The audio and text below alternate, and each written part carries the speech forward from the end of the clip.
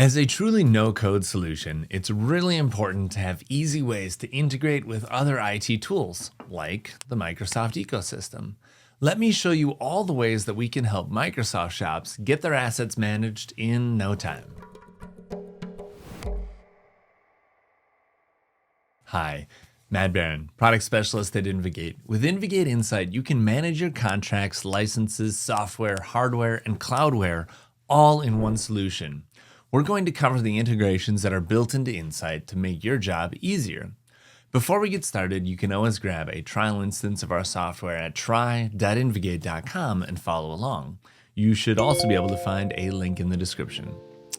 Another thing to note before we start, if you're struggling to accomplish any of these Microsoft features, please get in touch with support so that we can help you get what you need. We'll start today with ingesting your employee, colleagues, and users' information into Insight. You can, of course, simply enter in the staff and the accounts that you need manually, or you're able to import them using a CSV. So I can click on this import here.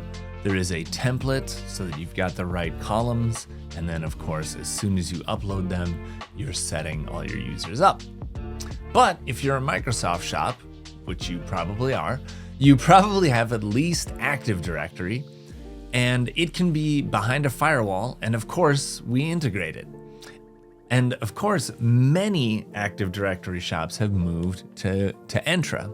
So for directory services here, you go to directory services to import users and manage your directory services.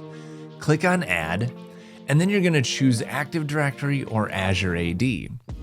This is going to make it very easy for you to set up each of these sources of your users. And again, if you have problems, feel free to contact support.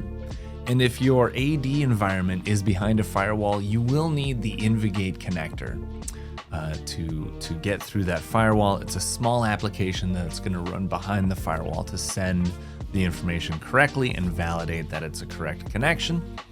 And if you need to, you can get in contact with support for that connector to make sure that you have the most recent version. So we do integrate with Entra, otherwise known as Azure AD. You can also use Okta or any SCIM application. So all these features can be found in Settings, under Users, and look for the Directory Services button. Next, let's cover Azure. Azure is going to give us a summary of our cloud computing resources that we purchase. And any agent that's running on one of those Azure services is also going to appear as an asset individually. So here you can see our Azure account, and it's going to give us a quick summary of all the VMs that we're running, currently only 4, what operating system they're on, what purpose they're for, and we can even pull in information like costs. You can add attachments or notes, and we know that Lon Mecki is the person who's in charge of our Azure account. So lots of really useful information here. To set up this integration, you're going to go to Settings and into Network under Discovery Sources.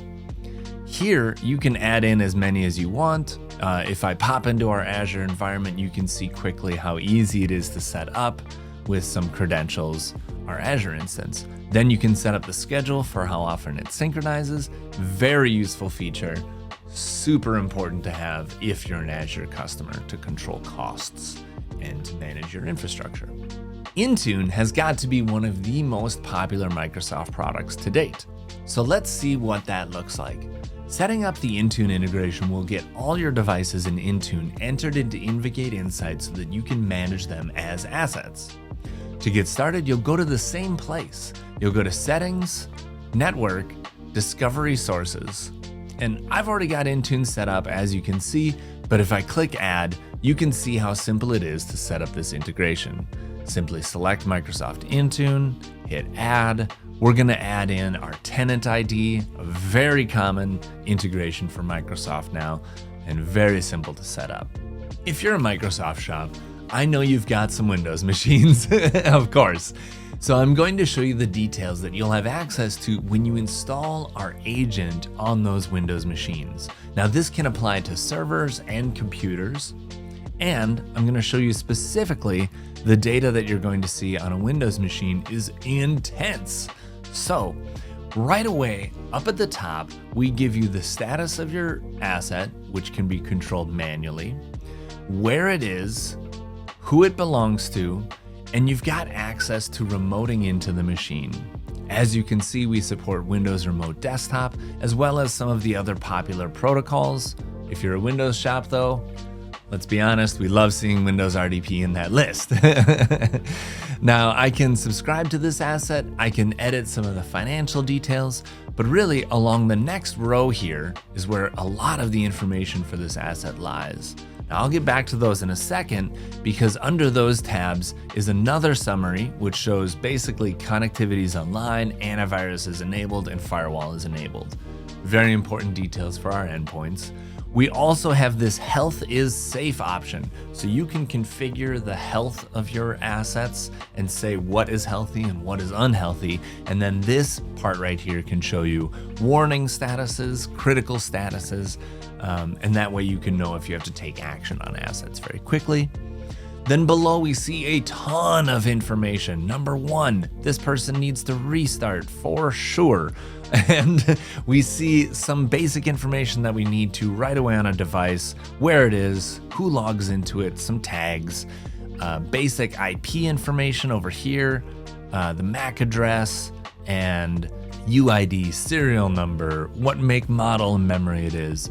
And there are some contracts associated here, open requests against it in our service desk tool, as well as notes, attachments, and custom fields as we would like.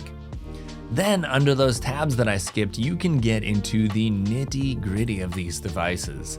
Under hardware, we show you all of the details, not just how much memory it has, but how much memory it has in each slot and what brand that memory is, in this case, the 2400 megahertz brand.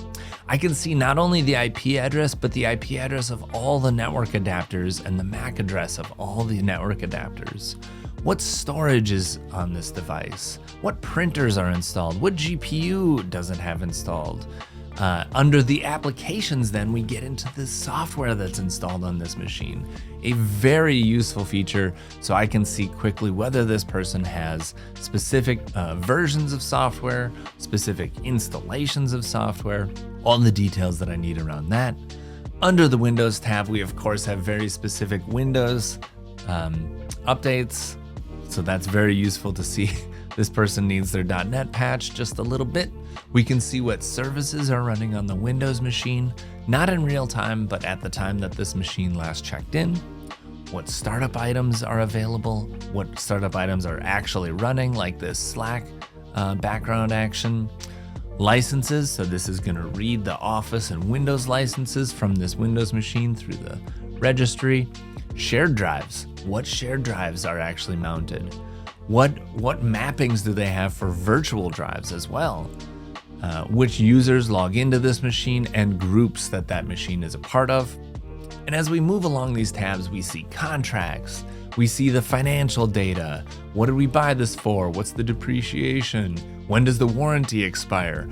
All very useful information for this asset, of course. Here is the ticket history. This is an integration we've got over to our service desk tool, but we have other integrations if you don't use our service desk tool to show those tickets there. We also show related plans. So this is for deployment, which I'll get to in just a second, as well as all the activity on this device. So anytime that a monitor gets plugged in or removed, or a docking station gets plugged in or removed, or RAM gets changed, or anything changes on this computer, we're gonna track it so you can see the full history of that device, as well as anything that you care about. So show me all the times that RAM has changed. Here they all are, 4 years ago, 2 years ago, all the changes against this device. So very handy look into what sort of information our agent reports to for Windows machines. Now, let's go on to my favorite topic and yours, Microsoft contracts. Managing these contracts is a lot of work, so to take full advantage of that hard work you put in, it's important to track the details of these contracts. So I've got an example here for Microsoft Teams. Teams we've purchased 100 licenses of, it's a standalone software. Here's the PO, here's when support ends, here's when it starts. I can also see the installed agents is at 73 with an available 23 licenses. And if I scroll down here, I can kind of see our pattern and trend for those licenses. So we get a decrease, and then a bunch of people join our company, and then they slowly wave off. Apparently there's a pattern here. Now, the details for this contract are usually stored under here. So if you click on edit, you can see we've got the owner for this. We can set the contract over here. We can say it's a standalone piece of software, 100 licenses, how those licenses are tracked. So this is by installation in this case. It could be named licenses. If you're using Oracle contracts in here, you know, the cores matter, the CPUs matter. Back in the BlackBerry days, we had CALs that we used to use for licenses, and there are some other licenses that still use that. But that's determining how those installations and licenses are counted. Then you've got financials, so we're tracking the actual per license cost of these items. That is obviously not an accurate representation of this license. And we've got the duration here, so it starts January 1st, 2024, and it goes until July or June 30th. This is wrong too. I'm going to actually just update this to January 1st, 2025, so that this contract is no longer expired. And this includes support, when the support end date is, who owns it, who the provider is, the PO, and then the software titles. So in this case, we only have Microsoft Teams selected, but if this were a suite of products, say Microsoft Enterprise Office, I could actually add all of those installations to the software that counts towards this license. And in that case, it's named. It's not actually by software title, it's by user. So that then the software doesn't actually count the individual softwares. The contract doesn't count the individual softwares for that. And that's basically contracts in a nutshell. Lastly, I'm going to show you how to deploy software to Windows machines. When we go to software and under deployment, we're going to see two tabs under here. One for plans and another for packages. The packages are what get installed. So you can see in packages here, it's Chrome, Windows Firewall, clearing cache history and files, applying our company wallpaper, locking the USB ports, uninstalling stuff, patching stuff.